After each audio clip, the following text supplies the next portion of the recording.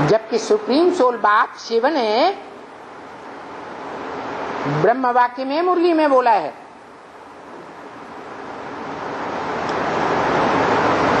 क्या बोला है?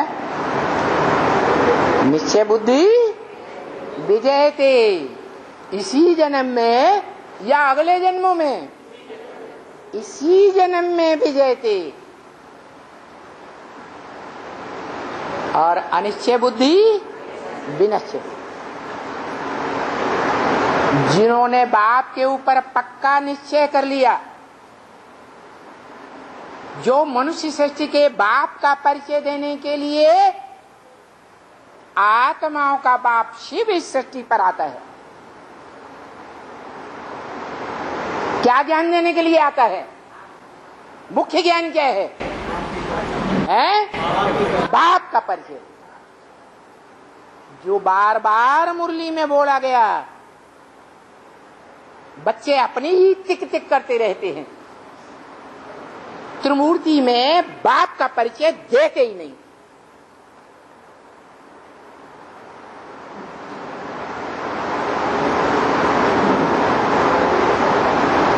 जैसे ब्रह्मा कुमारियों में भी 32 करोड़ों वाले निराकार शिव का चित्र रख देते हैं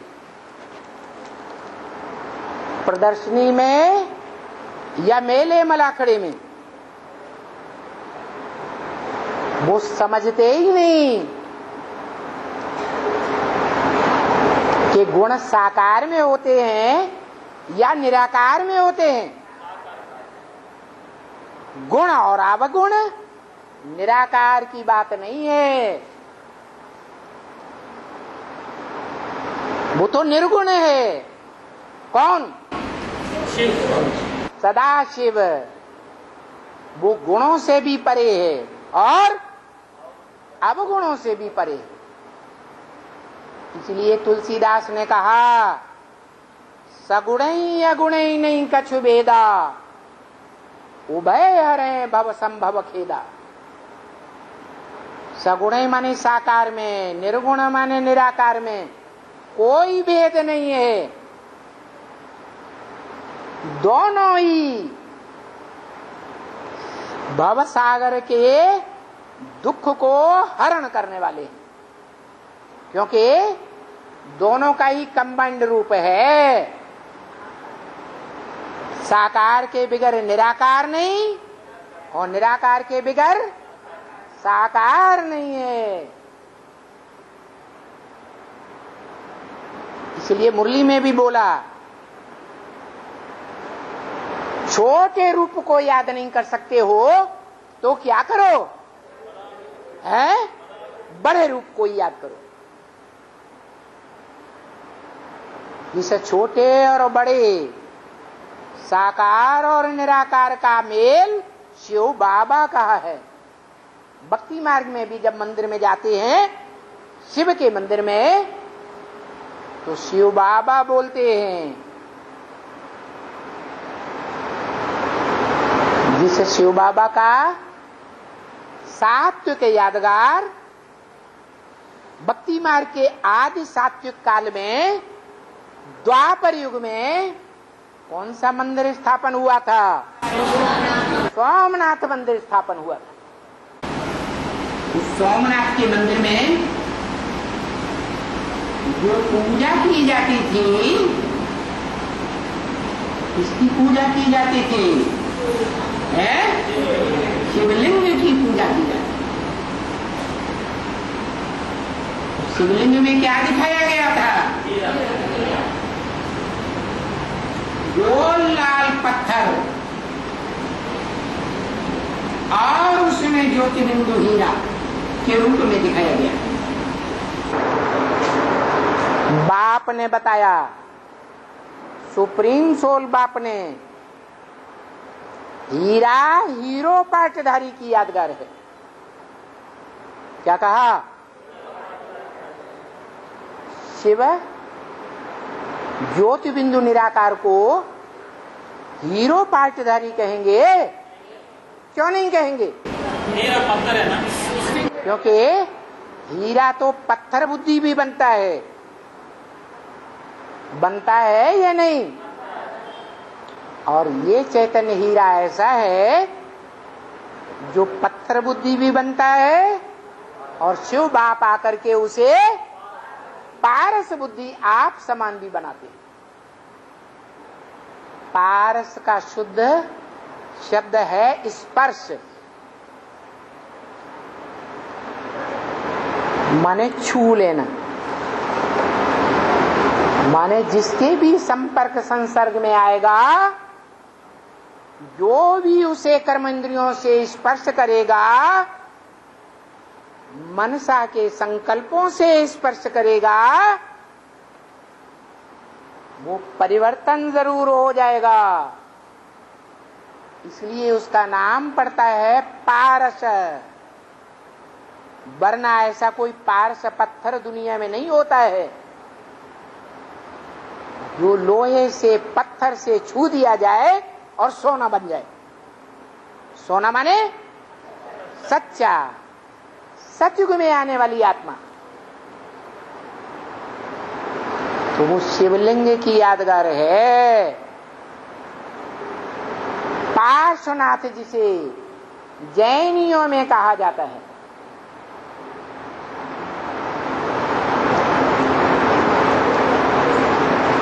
जिसको भी स्पर्श किया वो ही परिवर्तन हो गया। ये संग के रंग की बात है।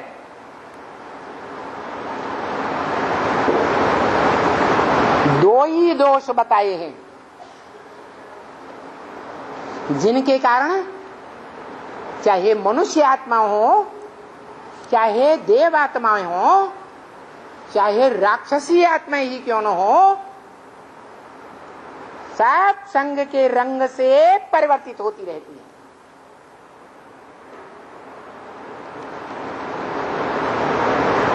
देव आत्माओं में पहला पत्ता कौन?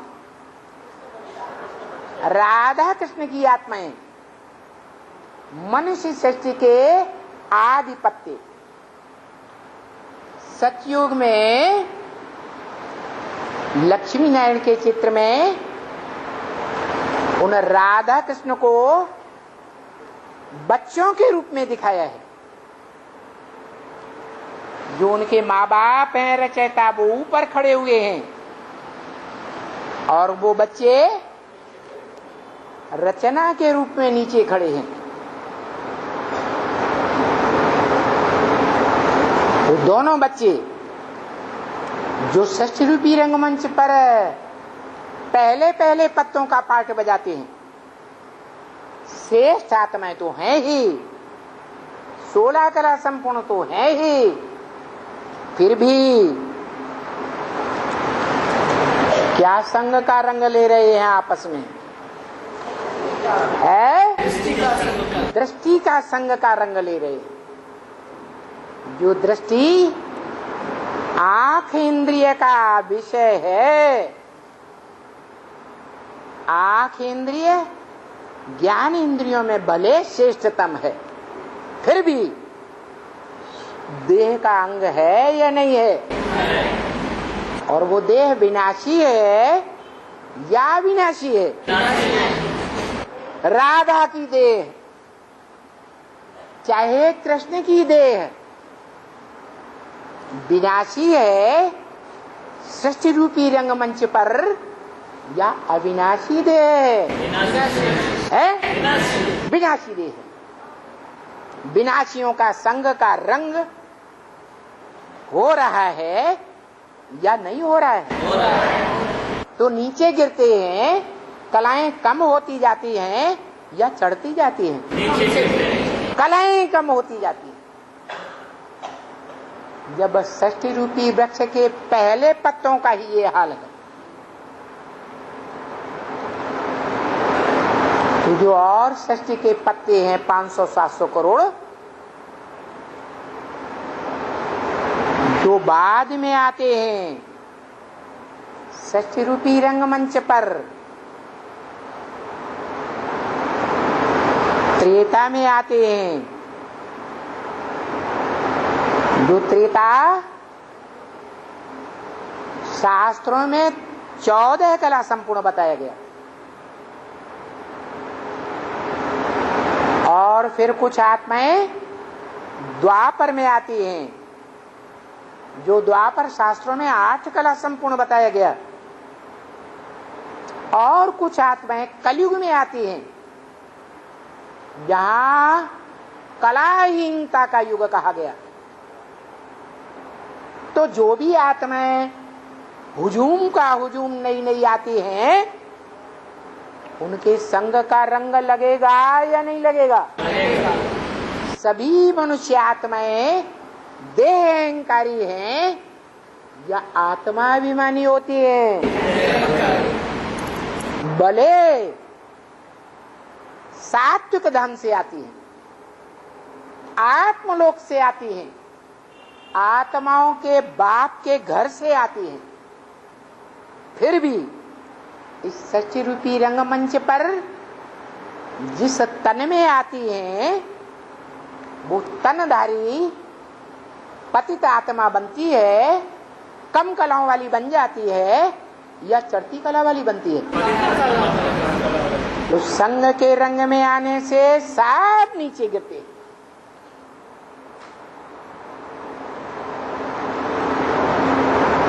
किसी को याद नहीं है जन्म मरण के चक्र में आने के कारण कि सब मनुष्य सृष्टि रंगमंच पर कौन सी आत्मा है जो इस रंगमंच पर कभी ऐसा भी पार्टधारी बनती है जो पारसनाथ के रूप में गाई जाती है। उस युग में उसका स्पर्श मात्र, चाहे आंखों से, चाहे कोई भी ज्ञान इंद्रियों से, चाहे कोई भी कर्म इंद्रियों से स्पर्श हो, वो स्पर्श मात्र करने से संग का रंग ऐसा लगता है जो भ्रष्ट आत्मा से क्या बन जाती है? श्रेष्ठ आत्मा बन जाती है। और जो श्रेष्ठ से श्रेष्ठ आत्माएं बनती हैं, उनकी निशानी भी बताई। मालूम है क्या निशानी बताई है? निशानी बताई है कि जो पतित से पावन बनते हैं इस जन्म में, वो मनसा के संकल्प से, वाचा से और कर्मेंद्रियों के कर्मों से भी ऐसा पार्ट बजाते हैं। प्रैक्टिकल में कहते हैं क्या? हे पतित पावन आओ। जो पतित से पावन बनते नहीं, वो मनसा के संकल्पों से या वाचा से उसको बुलाते भी नहीं। ये पहचान है। वो पहचान अपने अपने अंदर देखी जा सकती है कि हम अपने संकल्पों में उस आत्मा को, जिसके लिए बाप ने, सुप्रीम सोल ने बोला है कि वो व्यक्तित्व ऐसा है जो बाप, टीचर और सदगुरु का पार्टधारी है। तीनों का ही पार्टधारी एक ही शरीर है। उस शरीरधारी पर्सनालिटी को जो पति से पावन बनते हैं, वो क्या करते हैं? मनसा में भी बुलाते हैं संकल्पों से और वाचा से भी बुलाते हैं। ये निशानी है। पति से पावन बनते नहीं है तो मन के संकल्पों में भी नहीं विचार आता कि आ जाए जल्दी से जल्दी। और वाचा में भी नहीं देखा जाता। बातचीत करते हुए आपस में कि बहुत दिन हो गए, हाँ आया नहीं। और दूसरी निशानी बताई, विधर्मी आत्माओं की निशानी और स्वधर्मी आत्माओं की निशानी मुरली में बताई। क्या आधा बात मानेंगे, आधा बात मानेंगे। हाँ, जो ब्रह्मा मुख के निकले हुए महावाक्य हैं, ब्रह्म वाक्य, मुरली के वाक्य जिन्हें हम कहते हैं, वो आधे वाक्यों को मानेंगे और आधी बातों को नहीं मानेंगे। ये भी निशानी। अरे गहराई तक जानना तो दूर रहा, समझना समझाना तो दूर रहा, वो उन महावाक्यों को मानेंगे भी नहीं। कुछ को मानेंगे, कुछ महावाक्यों को नहीं मानेंगे।